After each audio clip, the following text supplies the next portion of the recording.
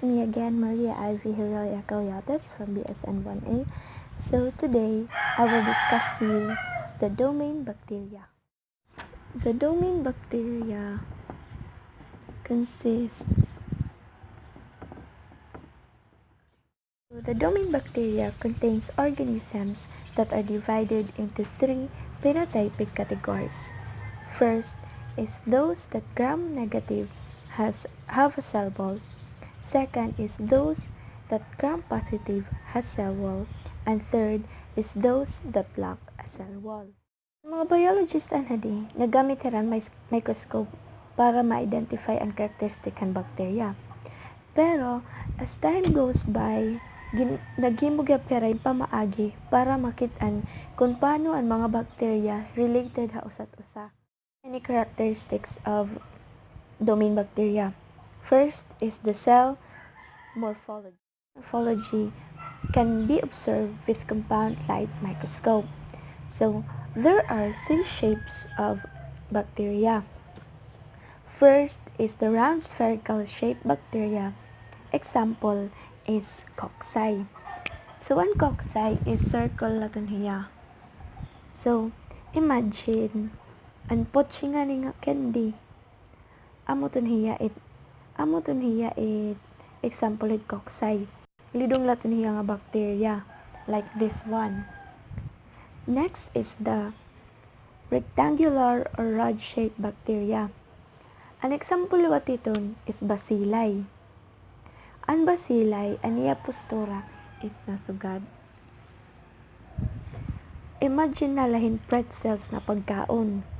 Ang pretzels na pagkaon, ang diba ang sugad, tapos nasugad.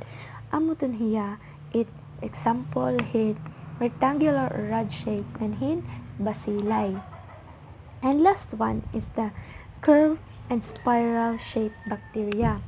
So, ang curved and spiral shaped bacteria is amo ton hiya ang nasugad.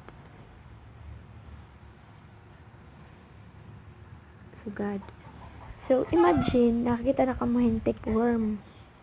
Ang tapeworm, aditon hiya at sa kuba aton stomach. So, ang tapeworm, amaton hiyan, example, hin, curve, and spiral shaped bacteria. May dahiya arrangement. So, ang diplococci, diba ang cocci usala? Diba usala? Ang diplococci liwat is cocci in pairs. Duha hiya nga magdukot. Amoy ni it cocci in pairs.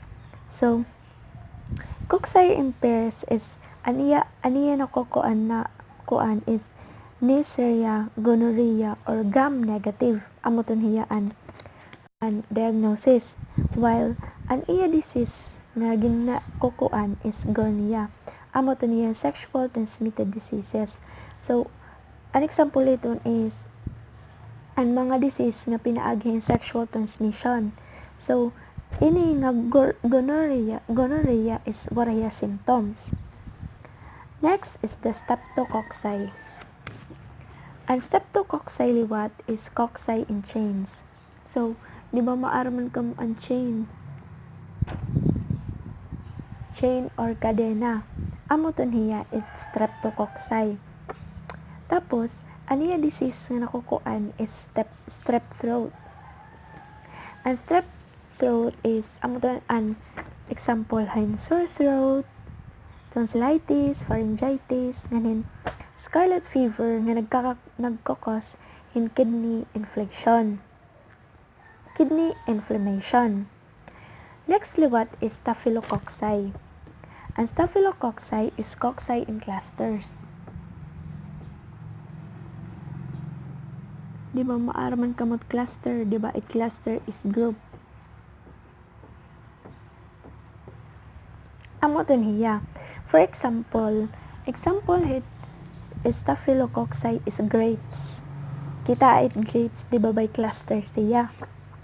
And then, aniya liwat na nakukuha na disease is red bumps and skin infection, boils.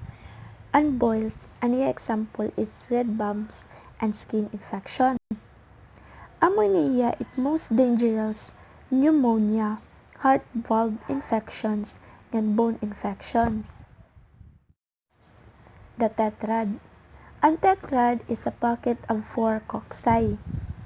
Ang cocci, uupat lahiya. 2, 3, 4. 1, 2, 3, 4.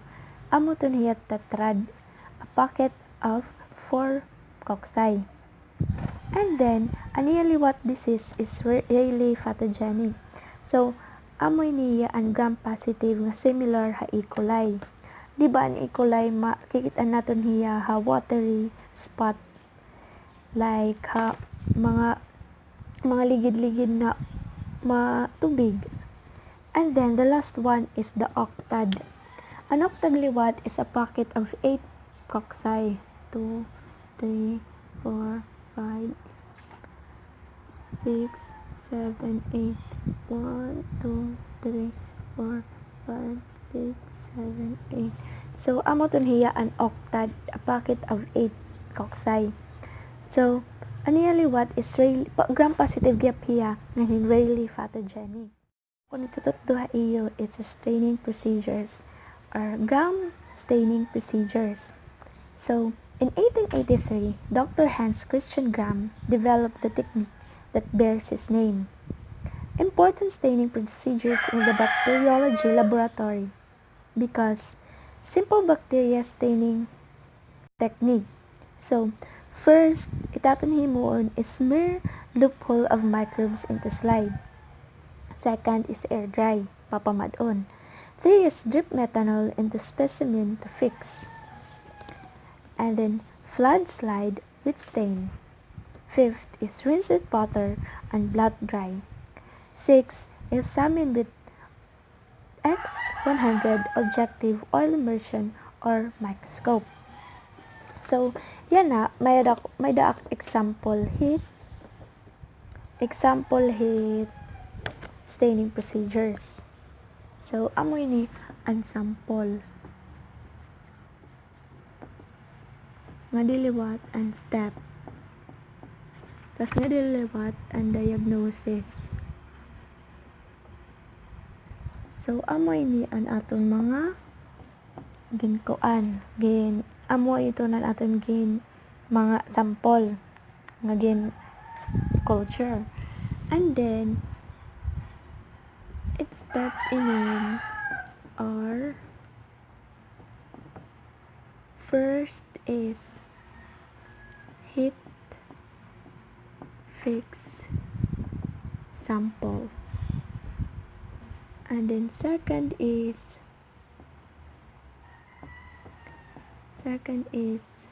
violet or purple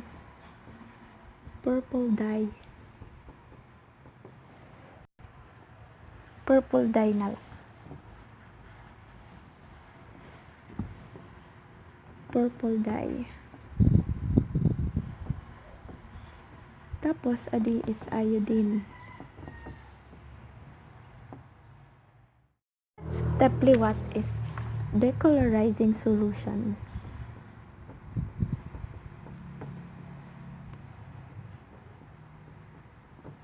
And then the last one is saffron.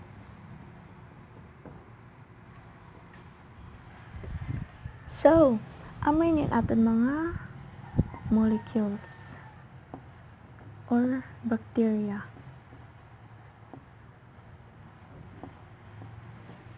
Amoy tan di ba ang aton mga bacteria.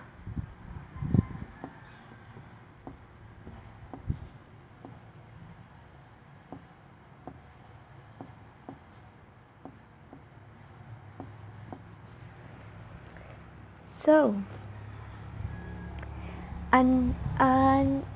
ini nga purple dye is gram positive. Tapos, an iodide is gram negative. So, an iodide is mordant.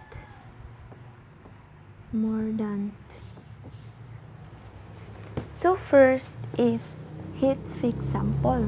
So, may dakit hiton an bagat lampara nga gagamit para ma-heat fix it usang sample kay para dumukot ang bacteria. And then kahuman is mabutangan natin hin purple dry. And purple dry or tuanton hiya but decolorizing nga. Bagay yan color purple hiya nga magkukuan kung anong makuanit bacteria. So ini nagbutang na kitang purple dry. So nga tanan na bacteria is magiging purple. Imagine this is purple. Magiging purple hiya. Tapos an iodine nag-help hiyan crystal violet to link to the peptidoglycan and gram-positive cell walls. So, inin an iodine nganhin crystal violet igbo-washed away. So, amoy an decolorizing solution which is the alcohol. So, ang mabibilin nala is ang mga gram positive, gram negative ang mabibilin.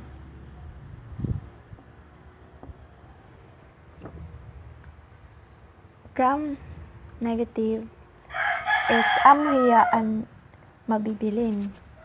And then, kahuman na natin washed away, diba nabilin na hiya. Butang at liwat hiyahin safranin, color pink. So, imagine color pink in hiya. So, inin is purple. Adiliwat is pink. Pink. So, diba amo na iton? So, an aton nakuha na is mas damo an iya gram positive. So, gram positive ang rod-shaped bacteria. So, amo iton hiyaan. An aton diagnosis is ang pinaka main nga na gram positive nga nakukuhan naton na bacteria is Clostridium difficile. Clostridium difficile. So, ang Clostridium difficile bagat family hiya hit diarrhea. So, ang bacteria nga nagkakos sa aton is bacteria. So, yan na makaka-extinguish na kita kung papaunahan naton pag-cure or paghataghin antibiotic sa aton patient. Is motility. Motility is if a bacterium is able to swim, it is said to be motile or bacterial movement. Bagat na, kuan bahiya, nagalaw. And then, bacteria can be either motile or non-motile.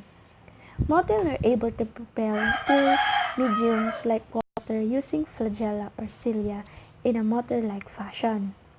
Non-motile are unable to move in drifts through mediums, usually float through a medium like water.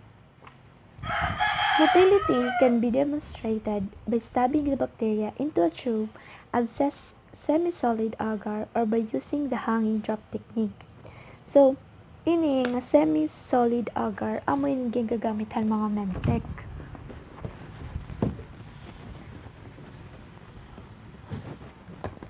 So, amo ini hiya.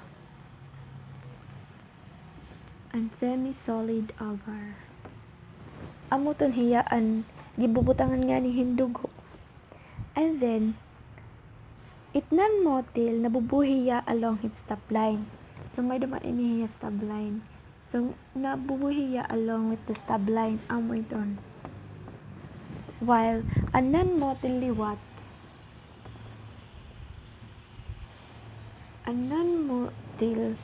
unmotile liwat is na-spread hiya. Ma-spread hiya. Sugad. Is the colony morphology. So, an colony morphology has characteristics of three: the size, shape, and arrangement. So, nayakan ko na iyo kanina ang shape and arrangement. So, one size is, ang size ng bacteria usually is 0.02 or 2.0 micrometer in diameter, while an iya shape is ang tutulo na shape, which is the rod or spherical shape, and then the round or spherical shape, and then the rectangular or rod shaped bacteria, and then the curve and spiral shaped bacteria. And then an arrangement gap, nayakan ko na iyo kanina, which is an diplococci, streptococci, staphylococci, tetrad, and octad. The atmospheric requirements.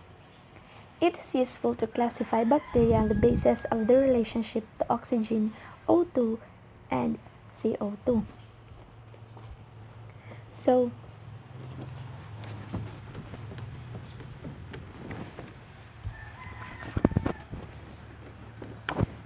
relationship to oxygen.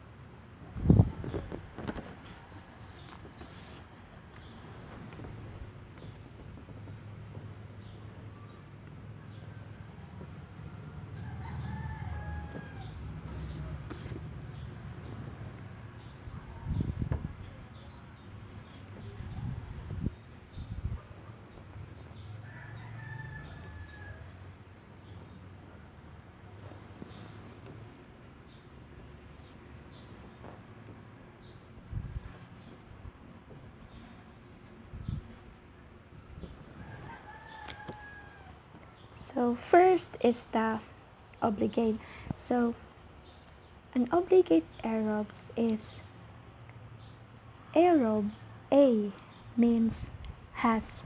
So, obligate aerobes grow in aerobic environment and requires oxygen.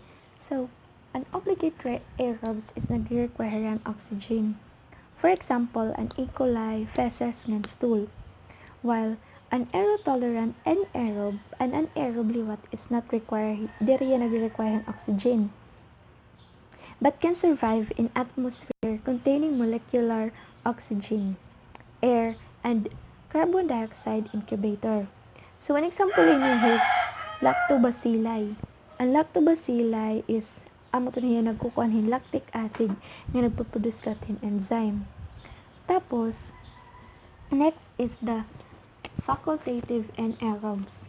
So, facultative anaerobes can able to survive in both in presence or absence of the oxygen.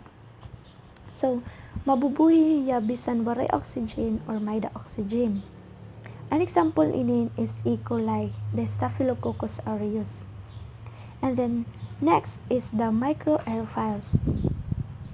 Also requires oxygen for multiplication but in concentrations lower than that found.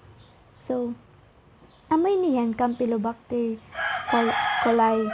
So, makukuha natin ini nga microaerophiles or aerophils kung nakaangkitahin raw temperature requirements. Bacteria are capable of growth in a wide range of temperatures.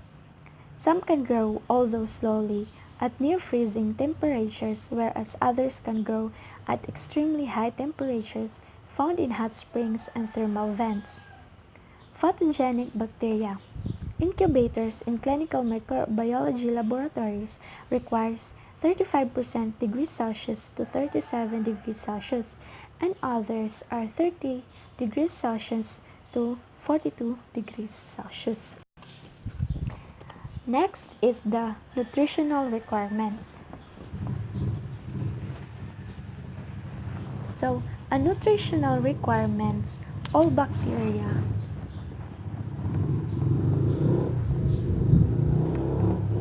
may dahiya carbon, hydrogen, oxygen, sulfur, phosphorus, and nitrogen. While others nagkukuan hiyahin copper, manganese, magnesium, zinc, and uranium. So, ini CHO. So, nayakan hidok nga bawal kita kumaon or mag-take hindamong sugar. Why? Kay ang nga tanan na bacteria may adahiya CHO or C6H12O6, which means glucose. So, ang glucose, an example ito niya is sugar. So, kailangan diri damot at igtake nga sugar kay para waray naton bakterya atong lawas. Kay kung magkinaong kitahin matamis, bagat ginti tinubungan la naton et aton bakterya nga magdamo. Kay so for example, an NCOV. An NCOV is kun may dakita bakterya na nga di aton lawas, which is diba may pneumonia. Ang pneumonia amon pinaka-target han and cough. So, kailangan waray naton bakterya aton lawas para diri kita matablan himbis ano na sakit. So, that's why take note guys, ayo pagkaon or pag-inom hindamo nga sugar or glucose para waray sakit. So, that's why amo tulit mga diabetic amo hirait madali madapuan hid sakit. One is the unique bacteria. So, an unique bacteria, small and difficult to isolate, they were formerly thought to be virus. So, an unique bacteria na pagkamalan niya na virus kay kaguti ay hiyahin duro na diri hiyagap makikita na microscope. So, kay diba it virus diri hiya nakikita dayon kay bagat airborne na yun. And then example ito is rickettsia. Ang species niya is R. acari. And the human disease is a mite-borne disease. Next is the Ehrlichia spp, a cafensis, human monocytic ehrlichiosis. So mycoplasmas is the smallest of cellular microbes. They lack cell wall. My last one pala, is photosynthetic bacteria. The purple bacteria, the green bacteria, and the cyanobacteria or blue-green algae. So, nayakan hidok na ang photosynthesis is, first is, may daan na hiyang nga di. Ang mga bacteria is, nadidihira haubos. And then, nag-evaporate ra igbaw. Nahimo nga O3 or ozone layer. So, hasta ito nagkamay adanahin mga puno. Nagdamo na. So, ang bacteria, dirihira nabubuhi ha, nga diha land, adilahira ha, ubos kay matugnaw. So, ang nagkamay adanahin mga plants, so nag-evaporate, amoy to nagkamay adanahin bacteria. Discussion on the domain bacteria. So guys, if you have question directly, pumunta lang kayo sa